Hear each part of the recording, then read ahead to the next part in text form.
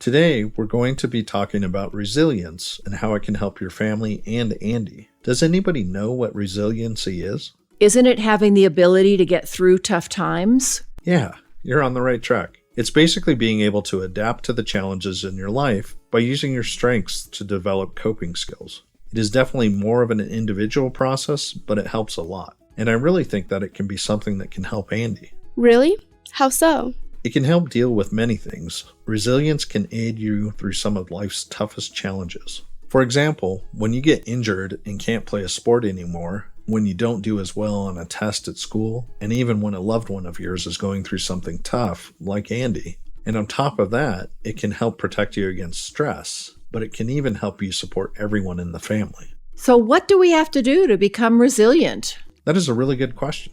A person can begin by becoming aware of their strengths, such as being good at finding coping skills, being hopeful, or having the ability to put things into perspective. I'm not sure what a strength of mine would be. Something that might help you is to think back to a stressful situation that happened to you and how you overcame it. Why don't you give that a shot? Can you think of any specific events in your past? Maybe one that involves Andy? The first time I noticed Andy having a psychotic episode, I didn't know what was happening. We were in the car when it happened and driving on the freeway. I just remember knowing that I had to stay calm, but I was still scared. So I pulled over carefully off the freeway and found a nice park where we stayed at for a while. Yeah, that's great. You're doing it.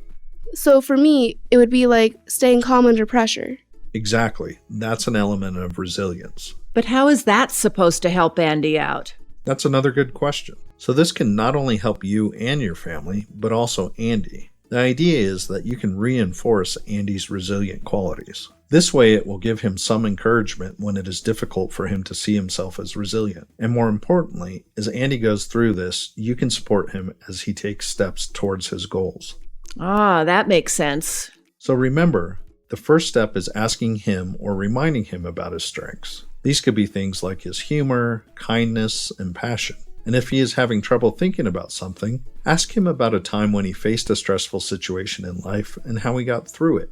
Then, when he is having a tough time, it is important to remind him of his resilient qualities or the tough times he persevered.